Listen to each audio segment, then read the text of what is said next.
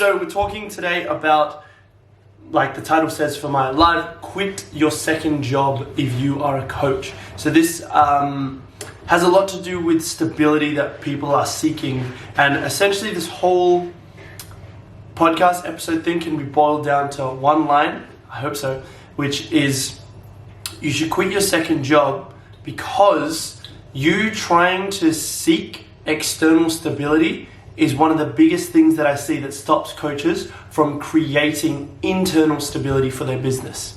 And essentially what I mean by that is you are putting so much effort into finding that great job that gives you the hours that you want, that gives you the pay that you want, and all of those things so that you can have stability financially, and by way of consistent hours and all of that, so that. And then a lot of the time coaches will be like, and that's what I'm going to use to fuel my coaching, and then I'm going to use that as my launch pad to coaching. But it's kind of like, it's a cycle that we get into where you say that you're going to do that, and a lot of the time you're like, oh, I need more stability.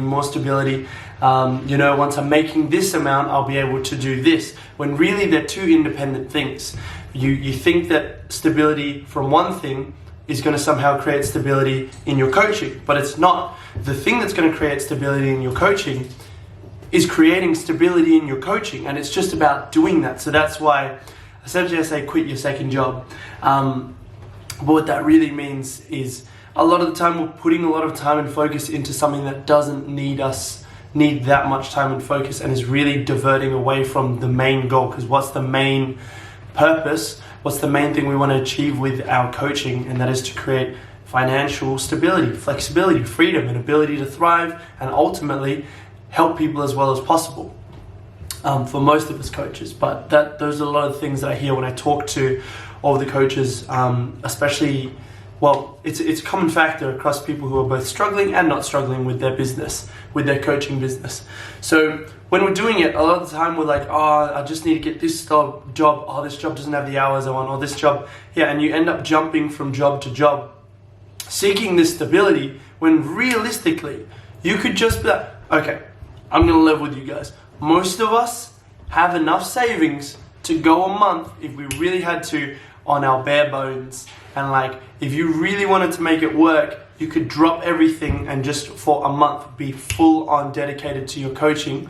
And if you just did what was required to do every single day, and you showed up and using all the extra time that you had, poured that into your coaching business, I can, like, honestly, within 2 weeks, you'd be in a good spot, like where you're already starting to generate a lot of business and that stability. Obviously, the results and the effectiveness of that compounds over time even more, but honestly, just 2 weeks of focused work, you see things start to turn around a lot of the time. And that has to do with, yes, the time that you're putting into the activities, but also the energy that you're having, because it's almost like the energy in relationship with money that I've talked about before, where you're so obsessed with stability, essentially. So we've talked about money. Like, you put the cap on money flowing out, you're also capping money flowing in, because your capacity is limited for that moment in time. Yana's writing some note for me to read, I'm assuming. No, it's for me. Oh, a point for Yana to read in a sec. So we've got some genius level knowledge coming in. But similar thing with stability. It's like, if you hold the cap on, like, the door on a certain level of stability, and you don't allow yourself to have that level of instability for a little while, you can't actually open the door to actually create more stability and increase your capacity for stability. So what I mean, in business terms, it'd be like, if you were earning $1,000 a week, yes, that's stable, but say you had to earn maybe $200 a week for 2 weeks in order to actually make your new level of stability, because you increase your capacity by opening both of those doors. You increase that capacity to $2,000 a week, that kind of thing. So that's just an easy example with numbers, because I operate pretty well with numbers.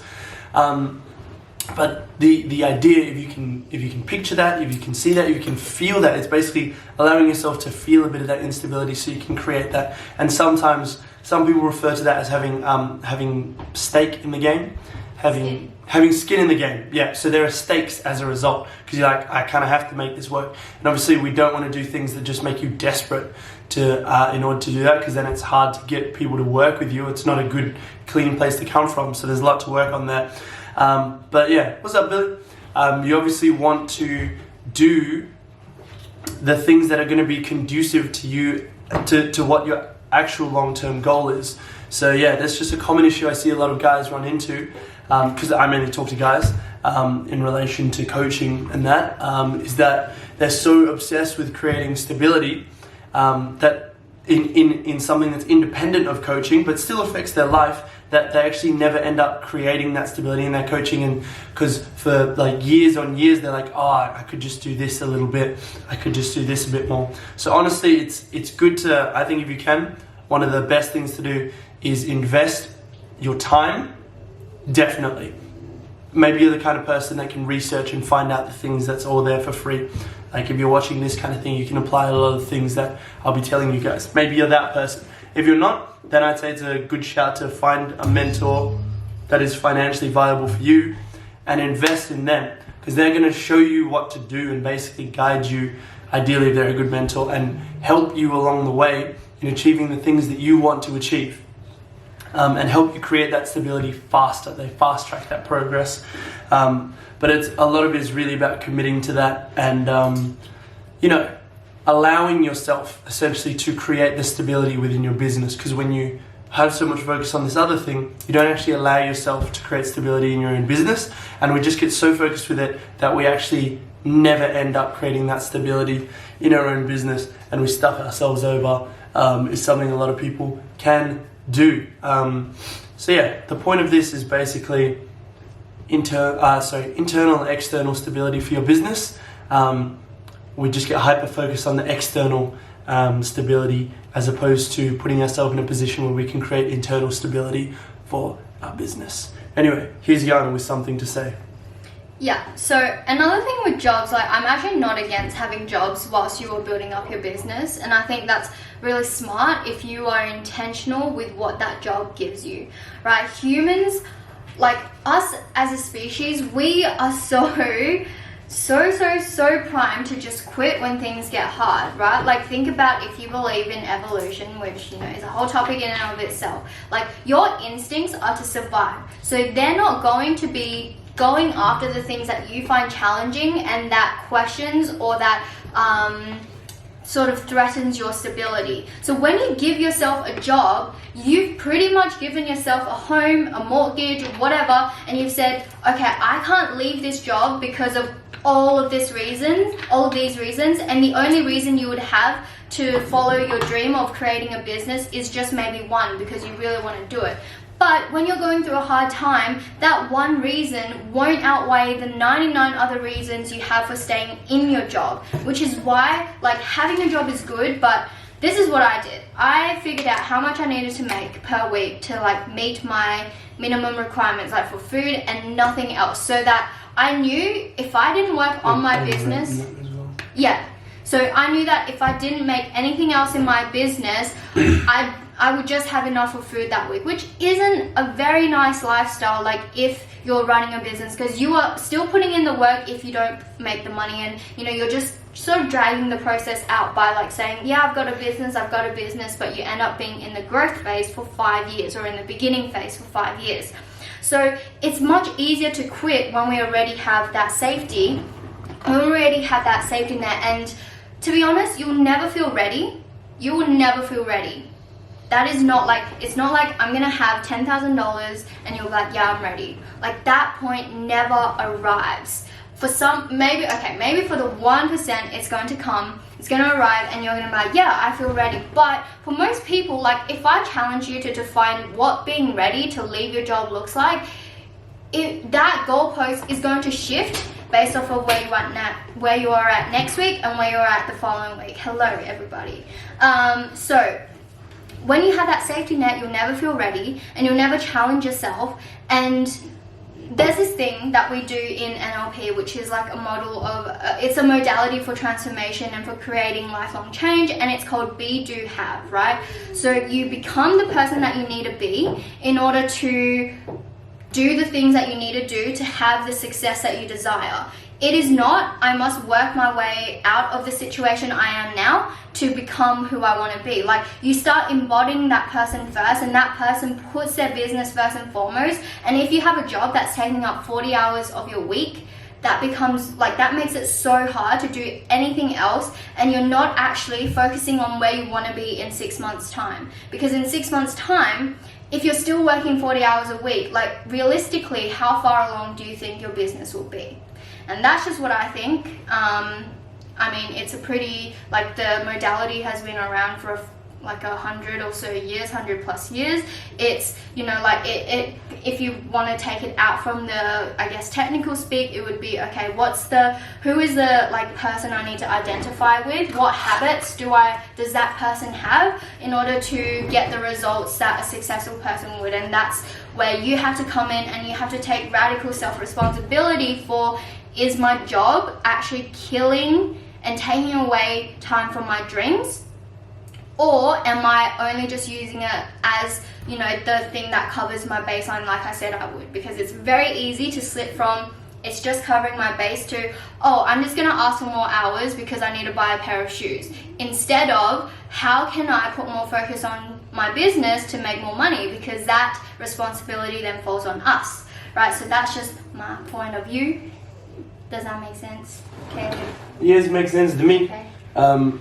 Yeah, and on what I was saying before, just a quick note to wrap up. It's advice for, like, if you're in a specific situation, and you can do with that advice what you will, but essentially that's like, if you're in a position where you find that you're repeatedly jumping from job to job and always being like, oh, I'm going to create that stability, or you find that's the thought pattern, like you have to have stability from those other things in order to have any stability in your business. It's kind of like, you should take a look at why you're thinking that way and then take action in accordance with what you actually want to do long term, not just short term. Because if you only think and act short term, you only get results that are short term. So it's kind of like delaying gratification. If you delayed that gratification, it's like if you had to go a month or 2 months, 3 months, 6 months, a year without stability, but that would set you up to be stable and earning much more and like living a more stable and thriving lifestyle in a year's time for the rest of your life. So like it takes you a year to do that and you can do that for the rest of your life. Is that worth it to you? For some people it's not. They're happy, you know, having more stability at the start or like in the short term with more of a cap. So your earning capacity and all that isn't as great. But if you can delay that gratification and that's what you want to do, then that's a good shout there. And obviously that's not for everyone. Sometimes it makes more sense to keep a job. And some other times it doesn't. I'm just saying you'd be surprised what you could do with focused, dedicated, smart work that is, especially when it's guided by other people. When you really just commit yourself 100% to something and you're like, yeah, I can do this. Within 2 weeks you'll start to see, like as a coach, because that's the example I always talk about this stuff through.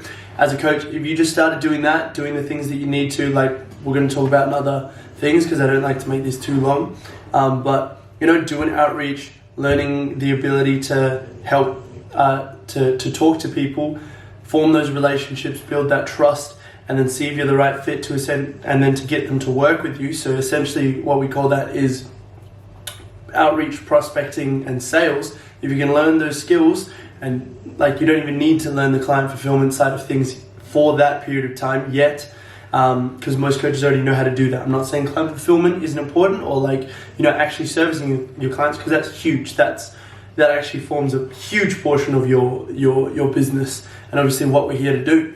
But if you just focused on those things for 2 weeks and you knew what to do or had a rough idea of what to do and you just went all in with that and like dedicated, even like imagine you're doing full-time work, imagine just do 8 hours a day of that every day. Within 2 weeks, you'd see massive returns on that if you're real focused and doing what you need to do. So it is possible, and it's something that I have done and some of my guys do as well. And if you're ready for it, that's one of the biggest things. If you're ready for that, then that's a good shout. And just on that, my very last bit that I'll say here is being ready and feeling ready are two different things. They're independent. So you can be ready but not feel ready, which means you have to think about how you're feeling, see if it holds true to the reality of the situation, and if it doesn't hold true and you are ready but you just don't feel ready, then you should do the thing. But if you're like not, because you can also be not ready and feel ready, and then you have to look at the reality of the situation and compare how you're feeling to that, and then act in accordance with that to make the most sensible choices and do what feels right for you as well. But yeah, feeling ready and being ready and actually being ready are two different things, so that's important to remember. Yeah, that's all for this one, guys. Quit your second job. Nah, but basically, really pull your focus into that stability, and you'd be surprised how much you can do. Because we're capable of a lot, especially when we dedicate and focus. Anyway, catch you guys on the next one. Bye.